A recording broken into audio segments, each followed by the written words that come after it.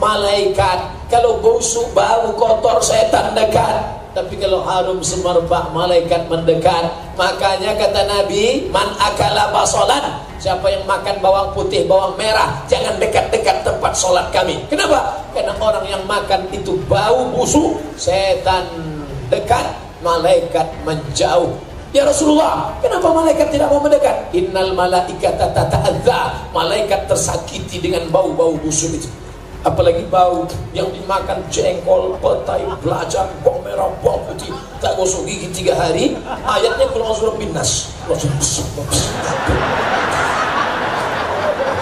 Kawan pertama sedang khusyuk berdoa, lama-lama tengok oleh sebab itu maka zikir. Kalau menghadap tidak mungkin langsung minta, tak mungkin langsung minta, ada basa-basinya. Zikir subhanallah, subhanallah, subhanallah, alhamdulillah, alhamdulillah, Allahu akbar. Tapi seabdal zikir la ilaha illallah, la ilaha illallah, la ilaha illallah, la ilaha illallah, la ilaha illallah. Pasang target. Saya target hari ini istighfar 1000, salawat 1000, la ilaha illallah 1000, subhanallah 1000, alhamdulillah 1000, la haula wala quwata illa billah 1000. Jadi dengan itu kita bisa memotong waktu yang panjang. Hari ini kau harus baca Quran 1 juz, salat sunat duha, salat sunat witir, salat sunat tahajud, salat sunat tasbih, salat sunat wudu, sehingga bernilai ibadah kita. Buya Hamka 4 tahun keluar satu tafsir Al-Azhar. Lalu kemudian ada Said Kutub dimasukkan keluar satu tafsir fi zilalil Quran. Yang bisa nulis, yang tak bisa menulis, zikir diperbanyak. Subhanallah, subhanallah. Jadi bukan ngobrol tak tentu arah. Subhanallah. Datang kawan ngajak ngobrol, bro, gimana keadaan Syekh Nur? Subhanallah, subhanallah. Aku belum habis lagi 1000 nih. Habis subhanallah, Allahumma sholli ala sayyidina Muhammad, Allahumma sholli ala sayyidina Muhammad, Allahumma sholli. Gimana kita jalan dulu? Allahumma sholli ala sayyidina Muhammad. Maka perbanyak zikir. Perbanyak zikir kepada Allah Subhanahu wa taala. Habis itu barulah berdoa. Ustaz Somad iyalah enak. Dia kan lama kuliah di Mesir, bisa bahasa Arab. Kami enggak bisa bahasa Arab, Pak Ustaz. Doa yang pakai bahasa Arab 4 aja. Alhamdulillah. Wassalatu wassalamu ala Rasulillah. A'udzubillah, bismillah. A'udzubillahi minasyaitonirrajim. Bismillahirrahmanirrahim. Alhamdulillahirabbil alamin. Wassalatu wassalam. A'udzubillah, bismillah, alhamdulillah, salawat. Sisanya pakai bahasa kita. Ya Allah, selamatkan anakku, selamatkan istriku, selamat saudaraku. Anakku sedang sekolah di luar, ya Allah. Jangan sampai dia pas ngambil duit ATM tiba-tiba datang ya Allah, hipnotis menepuk bahunya, tatap mataku. Jangan sampai istriku dipelet orang. Jangan sampai saudaraku dianiaya orang. Jangan sampai jauhkan negeri dari malapetaka bencana musibah. Ustaz, saya kalau doa bahasa Indonesia kurang khusyuk, Pak Ustaz. Kamu orang apa? Saya orang Jawa. Doa pakai bahasa Jawa. Iki gue perang-perang dina pujian orang terus kalau gedung etan iki. Aku bukan orang Jawa, Pak Ustaz. Saya orang Minangkabau, orang Padang, Pak Ustaz. Doa pakai bahasa Minang. Iko banyak banget yang mintakan. Yang pertama alim balaki, yang kedua alim babina kampung baca dulu. Minta kepada Allah SWT. Allah Maha tahu. Ini ada yang sombong gak mau berdoa. Sholat pun gak mau, doa pun gak mau. Ente kenapa gak doa? Ngapain doa? Yang lama aja belum dikabulkan. Orang yang mau doa itu sombong, rendahkan diri meminta kepada Allah. Doa itu disebutkan. Itu apa disebutkan? Allah kan Maha tahu. Dia tahu apa yang di hati kita. Kita berdoa bukan untuk Allah. Allah Maha tahu, tapi untuk meyakinkan diri kita. Ini ada yang berdoa mulutnya diam aja. Anda minta apa tadi? Ya Allah, sebenarnya banyak yang ku mintakan padamu, tapi rasanya tak perlu kusebutkan satu persatu, karena ku yakin kau tahu yang ku mau. Sebutkan. Tapi kalau nyebutkannya jangan terlalu detail. Ini ada yang nyebutkan terlalu detail. Ya Allah, aku mau jual tanah 25 meter kali 30. Sebelah kanan dekat dari perumahan Pemda, sebelah kiri jalan raya. Apa masih nyambung? Minta kepada Allah, bangun di tengah malam. Yang menenangkan hati bukan pil anjing gila. Yang menenangkan jiwa bukan narkoba. Yang menenangkan jiwa bukan khamar. Dia penyakit. Begitu dosisnya habis, jiwa akan kacau. Ala bidzikrillah, suci, bersih, salat, zikir, baca Quran, tatma'innul qulub, hati akan menjadi tenang. Oleh sebab itu maka tenangkan jiwa kita dengan mengikut generasi bangsa yang Qurani menuju pribadi sukses berkarakter. Karakter itu apa? Berakhlakul karim. Kenapa Ibu Dirjen tidak mau berdiri di depan? Padahal beliau yang paling tinggi jabatannya, membawahi 600 lapas seluruh Indonesia. Kenapa tidak mau berdiri di depan? Beliau tidak mau membelakangi wakil gubernur, membelakangi ustadz. Maka beliau berdiri pun dia tidak mau. Kenapa? Tidak mau lebih tinggi. Bahkan tadi ketika mau makan tadi, datang staf nanya saya, Ustadz Somad, di meja ini boleh perempuan atau harus laki-laki semua? Kata saya, perempuan gak apa-apa, asal jangan bencong. Bayangkan, nanya dulu, boleh gak perempuan? Apa salahnya? Bukan kami berdua-duaan, ada yang lain. Saya bilang gak apa-apa, silakan perempuan. Pas mau foto, boleh foto Pak Ustadz? Boleh, tapi laki-laki harus ada. Karena kalau langsung perempuan nanti di crop, di foto, langsung di upload di internet, Ustadz Somad punya bini baru. Akhlak itu yang kita kenal. Jumpa orang kaya, kayanya lupa. Jumpa orang ganteng, gantengnya lupa. Tapi kalau berakhlakul karimah, sopan santun, kalau ada orang kaya, orang ganteng, cakapnya kasar, menyinggung perasaan, galah patah boleh disambung, kaca retak boleh direkat, hati yang sakit kemana obat akan dicari. Oleh sebab itu maka ini harus kita jaga. Maka dibuat judulnya sukses berkarakter. Karena ada orang sukses tidak berkarakter, ada orang berkarakter tidak sukses. Yang lebih parah, sudahlah tidak sukses, tidak berkarakter. Coba dicampakkan aja ke kali Ciliwung. Pak Ustadz, badan saya bertatu. Apa hukumnya bagi yang bertatu? Kalau sholat, sholatnya sah. Orang yang bertatu, mandi wajibnya sah, wudunya sah. Yang sudah bertatu, tak usah kau ambil setrika lalu kau setrika tatu. Biarkan aja tatumu apa adanya. Seluruh orang di dunia ini mengatakan sholatmu tidak sah. Ulama ahlu sunnah wal jamaah mengatakan sholatmu sah. Tak usah kau risaukan. Tapi yang belum bertato jangan buat tato.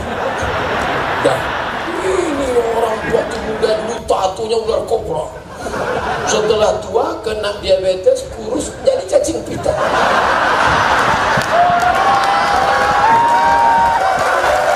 Dulu waktu masih tegak berotot, gambar burung Garuda mau menangkap ular di tengah laut, gambar burung menyambar. Begitu kurus keriput, burung puyuh mendukan ular. Sudahlah dia tua, dia sudah tobat, diejek orang. Pak, bapak bertatu kan, sholat bapak tidak sah. Menangis tadi. Udah merisut, keriput gak sah. Tenang saudaramu, sholatmu sah, sah. Tak usah kau risaukan masalah tatu itu. Ustadz ada tatu dulu waktu sekolah, tapi tatunya tidak permanen. Sebelum berangkat sekolah ambil spidol. Ramadan. Ustadz, jujur saya pernah sholat sambil mabuk. Kira-kira diterima apa tidak? La taqrabus salata wa antum sukara. Jangan kamu sholat ketika sedang mabuk. Ada dulu zaman kejadian zaman Nabi orang sholat sedang mabuk. Ada. Ketika sedang mabuk dia sholat. Wala ana abidu ma'abatum wala antum abiduna ma'abud. Wala ana abidu ma'abatum wala antum abiduna ma'abud. Wala ana abidu ma'abatum. Gak dapat disimpang lakum dinukum waliyadi. Makanya jangan sholat ketika sedang mabuk. Sholatmu tidak sah. Syarat orang yang sholat baligh dan berakal. Orang yang mabuk akalnya hilang. Itulah mengapa Allah haramkan narkoba, karena menghilangkan akal. Kalau sudah kau kena rusak, error, gila, mati.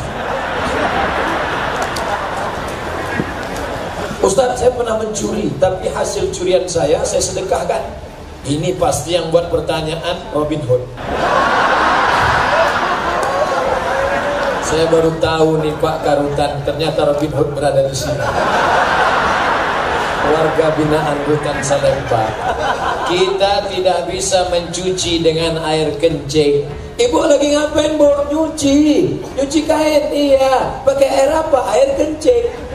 Gak bisa. Makanya berwudu airnya harus air suci, mensucikan. Wudu pakai air kelapa, air tebu, gak bisa. Air hujan, air mata air sungai, air laut, tidak bisa. Innallaha thayyibun, Allah maha baik. La yaqbalu illa thayyiban, tidak menerima kecuali dari yang baik. Duit hasil mencuri, duit hasil korupsi, duit hasil nepotisme, duit hasil riba diberikan sedekah, tidak diterima Allah. Dibawa ke Makkah, labbaik Allahumma labbaik, labbaik Allahumma labbaik. Apa kata malaikat? La labbaik wala sa'daik. Kau tak dapat haji mabrur karena kau berangkat dengan uang hasil curian, hasil riba, hasil narkoba, hasil merampok, hasil merampas. Islam mengajarkan bersih awalnya, bersih tengahnya, bersih ujungnya. Saya ditahan sudah 3 bulan. Akhirnya saya tidak bisa memberikan nafkah lahir batin pada istri. Apakah saya masih sah menjadi suami bagi istri saya? Ingat dulu Adinda, saudaraku, waktu kau nikah disuruh Pak Kua baca sirat tak. Kalau saya meninggalkan istri saya 3 bulan lamanya, tidak memberikan nafkah zahir dan batin, atau menyakiti fisiknya, lalu dia melapor ke pengadilan agama dan hakim menjatuhkan talak 1 kepadanya, maka jatuhlah talak 1. Coba tengok, kalau dia melapor, ternyata begitu kau telepon, Assalamualaikum Adinda, ya aku kan sudah 3 bulan tidak ngasih nafkah, kau mau lapor nggak? Abang, seumur hidup kan ku nanti hanya istri soleha. Jadi Roma pula gitu. Beruntung kalian saudara-saudaraku, karena dulu kalian baik kepada istri kalian, sekarang dia tidak menuntut. Abang dah, walaupun bumi hancur, langit hancur, aku kan tetap menantimu di sini. Akan menanti. Dia tetap menunggu. Kita doakan mudah-mudahan mereka sabar menanti di sana. Coba kalau dulu bapak orangnya sombong, orangnya marah-marah, orangnya ngamuk-ngamuk saja. Kita ini laki-laki sekarang ya gagah perkasa, tapi sampai saatnya nanti kita lemah, kita sakit. Yang akan menyuapi kita waktu makan nanti siapa? Dia. Maaf, makannya bang. Coba kalau kita hari ini makan. Makanya dulu sehat. Makanya yang pernah melukai perasaannya, yang pernah menyakiti hatinya, maka tak ada salahnya meminta maaf. Nanti kalau dia datang, ambil bunga, minta izin sama Pak Kalapas, minta bunga setangkai. Datangnya, please forgive me. Ustaz, saya ditahan. Bolehkah dalam ibadah sehari-hari, misalnya sholat, kita gabungkan pendapat 4 mazhab? Jangan. Menggabungkan 4 mazhab itu nanti cenderung pada tatabuk ruhos, main-main mazhab. Pokoknya saya berpegang pada mazhab Syafi'i saja. Walaupun dulu waktu kuliah di Maroko, saya pakai mazhab, guru-guru kami mazhabnya Maliki. Indonesia Syafi'i, Maroko Maliki. Beda mazhab Maliki Pak Ustaz. Mazhab Syafi'i kalau wudu, air 1, 2, 3, nanti air untuk telinga 1, 2, 3. Mazhab Maliki. Mazhab Syafi'i. Kalau Maliki enggak, basahkan tangan semua. Basah tangan semua.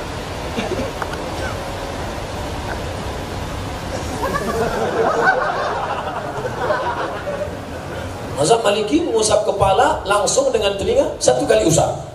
Dan ketika bersentuhan kulit, mazhab Syafi'i batal. Selesai wudu, saya salaman dengan ibu.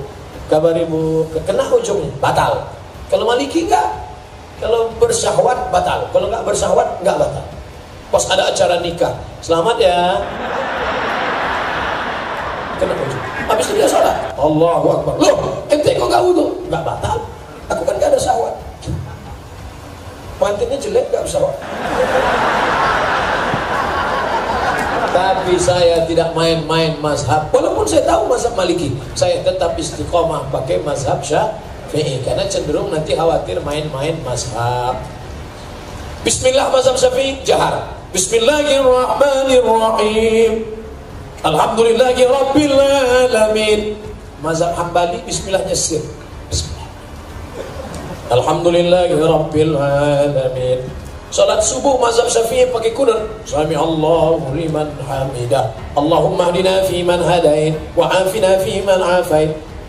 Mazhab Maliki kunutnya sebelum rukuk. Walam yakul lahu kufuwan ahad. Tapi saya tak main-main mazhab. Subuh tadi saya jadi imam di Jambi. Saya pakai mazhab Syafi'i. Sami Allahu liman hamidah. Tapi bagi saudaraku yang dari Ormas Muhammadiyah mentarjihkan mazhab Hambali, silakan tidak pakai kunut. Jangan kelahi gara-gara ini. Dulu antara NU sama Muhammadiyah berdebat sampai jam 3 malam. Subuh pakai kunut, kata NU, kata Muhammadiyah enggak pakai kunut.